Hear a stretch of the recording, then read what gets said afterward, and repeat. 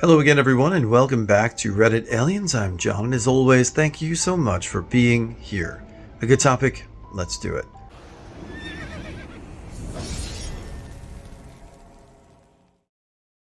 What's your favorite real scary story?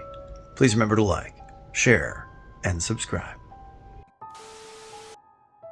When I was maybe 10 or 11, I was homesick from school and was on the couch watching TV when the doorbell rang. It was the mailman who told me that we had gotten a package, but it was too big that he needed help carrying it. I wasn't that old, but I knew right away something was wrong. I asked him where his truck was because I didn't see it parked out front. He kept telling me it was around the corner. I asked him why the regular mailman who always brought lollipops wasn't here, and I was told he was visiting family. He kept telling me to open the front door, but I politely told him that I wasn't feeling well and that I wasn't allowed to leave the house. I told him we would pick up the box from the post office, and he was telling me how much of a hassle that would be and how my mom would want me to do her this favor. I told him that I would come outside, but that I had to get my shoes from upstairs first. I closed the front door and locked it. Then I ran through the house, locked the back door, and called my neighbor, who worked from home. She was a close family friend, and I called her up screaming into the phone that she had to come over right now. Then I stood at the locked front door and stared at the man through the window in the door. He saw her staring and yelled through the door, asking if I found my shoes. So I yelled to him that I called my neighbor to help carry it because she's older and stronger. He just turned around and ran. They never caught him. I always wondered if he ever managed to trick some other kid. This happened to a friend of mine a few days ago. One night, the girl was walking around the city when she started to suspect she was being followed. She went into a hotel lobby to try and shake the guy off. She told the staff what was happening, and they insisted on calling the police. The police finally find him and take him in for questioning. They check surveillance footage to see if he was actually following her. He was, and they arrest him. The next day, they get a positive DNA match for a number of crimes around the city. Turns out, he was the murderer around Leeds, who had killed 3 people in the last 3 weeks. I nearly got kidnapped. When we were around 7 years old, my friends and I would go play at the park near my house. We lived in a really secluded area, the type where you leave your front door unlocked at night and whatnot. It was starting to get dark, so we all started heading home. I would take a path behind the ball fields when everyone else would go right out the parking lot in the street to head home. I got to the furthest point of the park, where a side street heading to the street I lived on, when a middle-aged man started walking toward me. I could see his SUV parked on the side of the road. He called out to me, asking if I wanted to see his new puppies in the back. I said no, because I needed to get home before it got really dark. Years later, I had a holy shit moment when I realized I could have gotten kidnapped. True story, honor system. I work in a warehouse that my father purchased. He bought it for 25% of its cost from a farmer who seemed very excited to be rid of it. It's in the middle of Mennonite County, with no neighbors for a half-mile around. Look out the window. You see cornfields and scraggly trees. Call service? Forget about it. I work here alone, painting and preparing the front office portion for eventual functionality. To get to the front office, you must go through a hallway from the main warehouse into a secondary office, and then through another door into the front. I frequently hear bumps and thuds, and occasionally will go into the warehouse and feel air movement, but I've always attributed it to drafts and animal life in the roof. The only thing that has ever made me uneasy about the building is the fact that all of the door locks are reversed.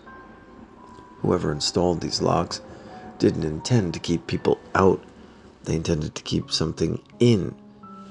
I was in the front office when I began to hear the thudding. I ignored it and continued to apply masking tape to the door I was working on. but this time it was accompanied by a screeching sound. Not loud, but audible.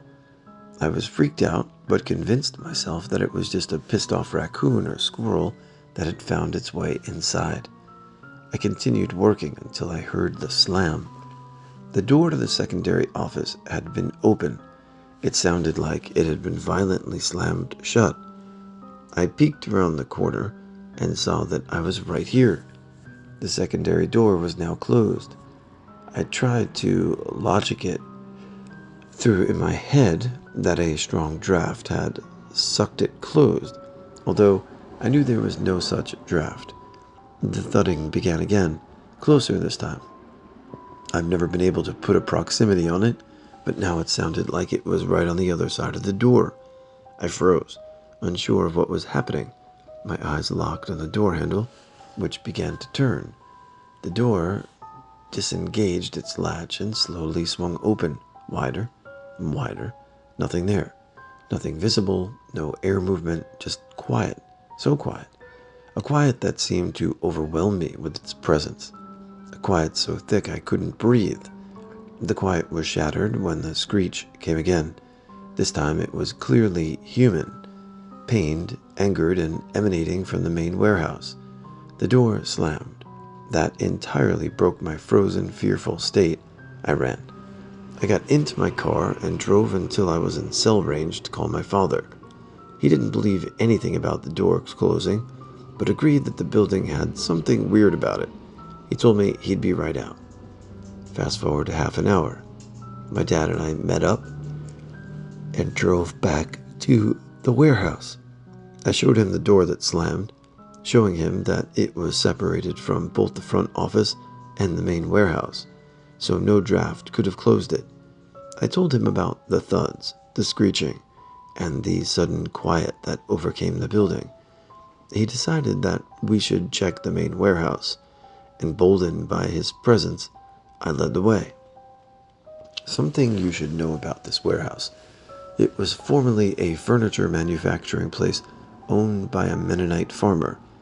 They made handmade chairs, tables, etc. Because of all the cutting that went on, the floors thickly coated with dust. We walked into the warehouse and saw nothing out of the ordinary. The dust was untouched, the doors were closed, and the windows were locked. The only thing out of the ordinary was one of the hanging fluorescent light fixtures. It was hanging askew and swaying slightly. Insisting we take a look at the mount to ensure it didn't just break loose, my dad grabbed a stepladder. He supported it while I climbed up and grabbed the swinging light. I looked on top of the light and saw a handprint. A single, fresh, inhumanly large handprint. No footprints in the dust around the light, no signs of a presence. I climbed down and switched places with my father. He saw it and said, "What the hell? There's been no one in here for years." He climbed down and told me he'd been suspicious of someone breaking in and stealing parts from the warehouse light system. He couldn't believe me that this wasn't human, that something wasn't right here. The last thing he said was, "Nothing's here. Next time, just go back to work."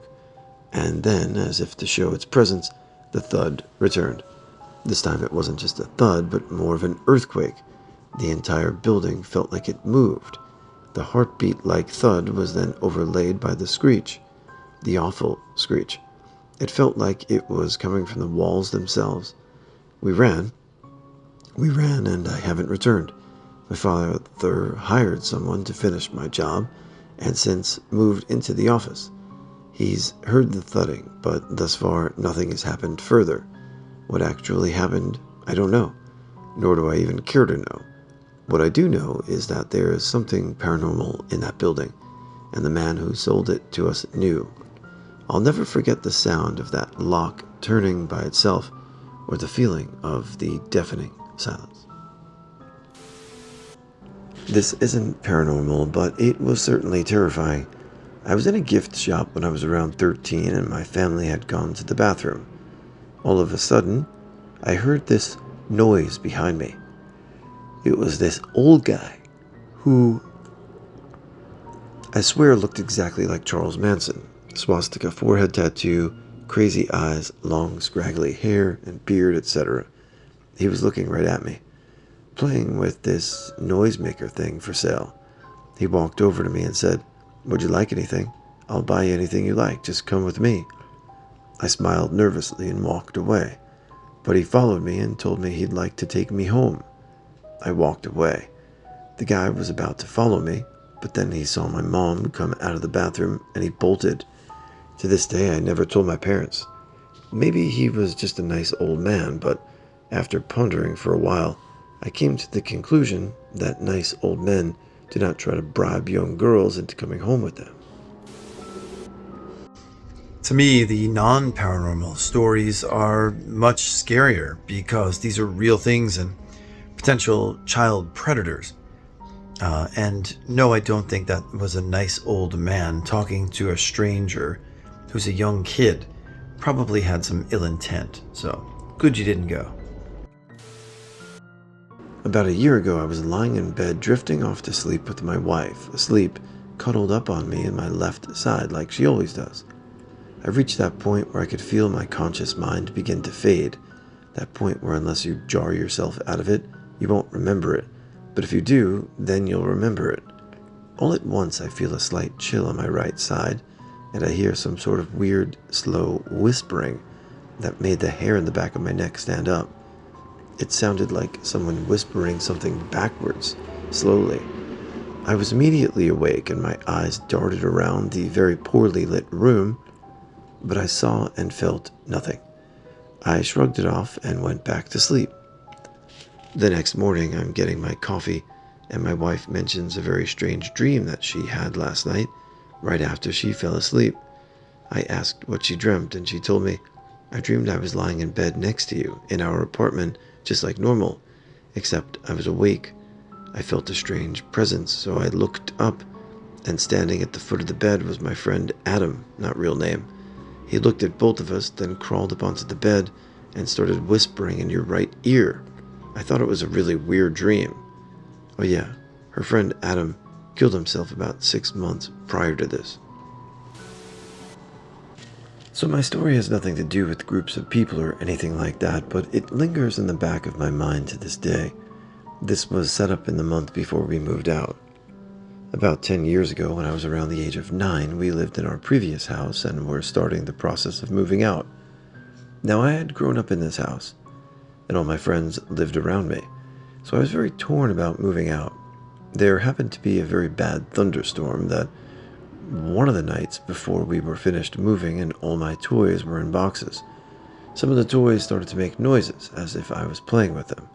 Now, my mother told me that it was the electricity in the air from the storm. Today, I feel like she was telling that to herself, too. I didn't think much of it, though, because I was 9. As we were getting ready to leave, my sister had always had imaginary friends, and for a girl who was 5, that seemed pretty normal, I suppose. The problems were that she would go to be earlier than me, and when I would stay up late to watch Adult Swim, I would always feel like someone was looking at me from the hallway where her room was. This had always been going on, but it only grew as we prepared to leave.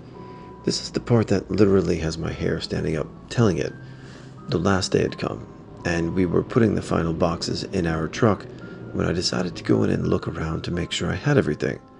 When I was in the basement where I played Nintendo 64 and basically lived, I felt a very sad feeling come over me, like I was leaving my life behind to move somewhere really far away.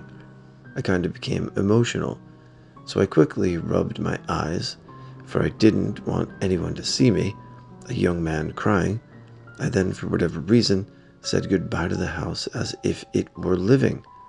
The very moment I said goodbye, I heard a very childlike voice reply, "See you later." I stood frozen. When I turned, a red ball was laying on the floor that I did not remember being there. I sprinted out of the house and got in the car. My mom asked what was going on. I replied, "There's a ball inside the basement. Leave it there." Years later, everyone in my family had told me that they saw the same red ball after they felt the need to say goodbye. Only I and my sister heard the reply. My mom and dad only saw the ball. I don't really believe in ghosts, but whatever that was, I'm being scared shitless of that house now. One night I was walking home from my friend's house down the street. We live in a very suburban neighborhood, and it was not in a bad area, so I just seemed safe to walk home in the dark. I wasn't worried. I was about half a block from my house when an old white car started driving really slowly behind me. I picked up the pace a little, and the car pulled up next to me, driving alongside me. The passenger window rolled down. It was two black men, and I shit you not, the driver was wearing a purple suit and some kind of purple hat, and the guy riding shotgun wasn't wearing a shirt. He could have been naked for all I know. The driver yelled at me to get in the car as the passenger grabbed my arm and started to pull me toward the car. Luckily, I had been playing with a stick on my way home, and I shoved it into the window of the car in that mother's face as hard as I could. He let go and I booked it. I ran through the woods until I got to my house, called the cops. They were useless and told me not to walk around at night alone. Thank you, Raleigh PD. Let me preface this by saying that I come from a somewhat rural part of Michigan, about an hour and a half north of Detroit, where meth is very popular. My friends and I were driving from Rochester to a house party about 4 miles out of Oxford. We liked sticking to the back roads, so instead of making the sensible decision and going on a paved road, we went down Drawner Road. We were driving my friend's Wrangler and going as fast as we possibly could when we suddenly had to come to a sudden screeching stop. In the road about 50 feet ahead of the car, about 25 listless people stood empty-eyed and expressionless in the middle of the road. My friend put it into first and started slowly approaching. The people who did absolutely nothing to avoid the car heading toward them. As we got closer, they moved only enough to assimilate the Jeep, like when a one-celled organism eats another. They stood only inches from the car and stared in listlessly with blank expressions as we slowly trolled through their human barrier. Once we had passed the last of them, my friend floored it and inadvertently shot rocks into the crowd. This greatly agitated them.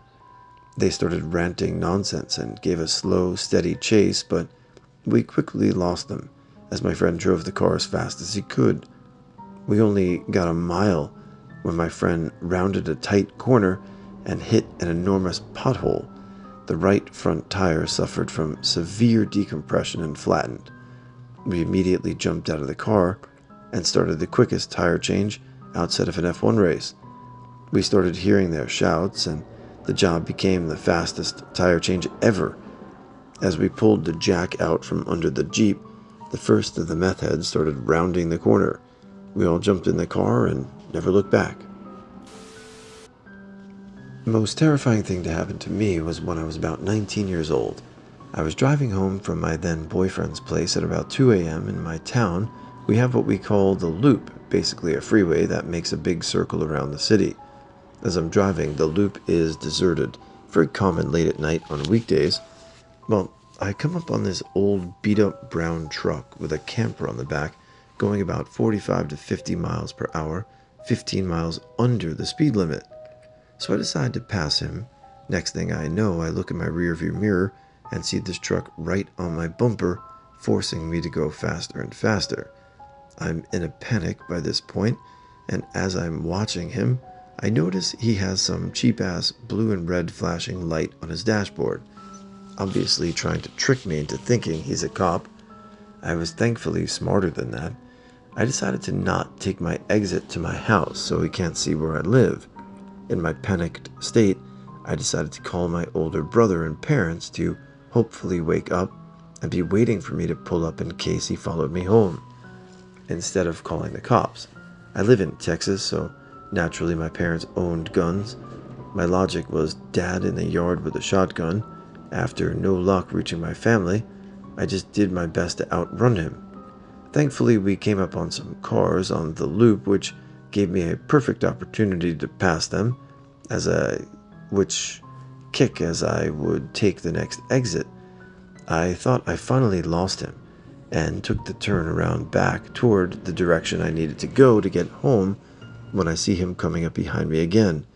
I continued to drive up the access road and watched him get back on the loop, then exit and access road again. He followed me all the way to the light, but instead of going right, he went left.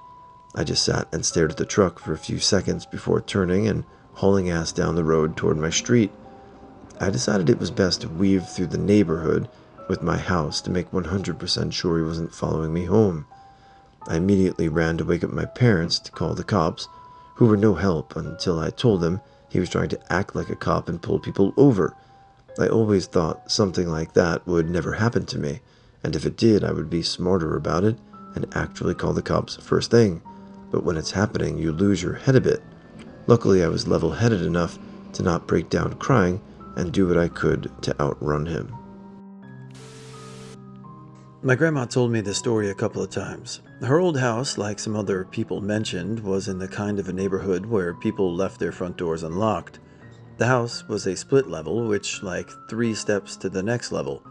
So she was on the second level, taking a nap, on the other side of the house from the back door. She woke up to the dog, a well-trained German shepherd, whining and barking next to her. She got up, felt a cold draft through the house, went to the back of the house, and noticed that the attic stairs had been pulled down from the ceiling. She then noticed that the back door was open. It had been raining outside, and there were no footprints from the attic to the back door, so my grandma figured someone must have been up in the attic, pushed the stairs down, and left. The thing that creeps me out the most is just the thought of some stranger being in the house without you knowing or seeing. When I was around 12, there used to be a thing in my city where kids would go around singing carols to people, and they would maybe give us some money. This was in Cyprus. Someone may confirm this. Anyways, me and my friends decided to go into this huge apartment building, and everything was fine till we got to the 6th floor.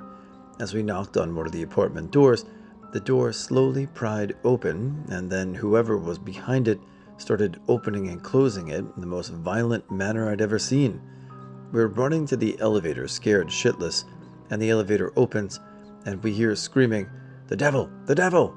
We jump inside the elevator, and as I was watching what felt like the longest time, the elevator closes in fear that the person had come out to kill us or something. Phew. In high school, I worked with the choral and theater departments on spring musicals every year. There was a girl who had graduated a few years before me that everyone knew, and a close friend of mine, who was 2 years older, had known and spoken with about this story. The girl who this story is about is named Rebecca, and how she could see angels and demons. Since she was young, she would always notice these certain kind of people walking around wearing all khaki clothing, buttoned-up trench coats, slacks, long dresses, etc. She said they always had a sort of bland pallor to them. When she was younger, she assumed everyone could see these people, but then she started noticing that they would follow people around, but the people they followed would never seem to notice. Every once in a while, she would also see another type of person, this time dressed in all white, floating unnoticed behind other people on the street. Then she said that she seemed to realize she could see them. They would show up everywhere she went and oftentimes follow her. Every time they entered a room she was in, she heard a faint pop noise. Eventually, she told her parents, and they were understandably hesitant about whether or not to believe her.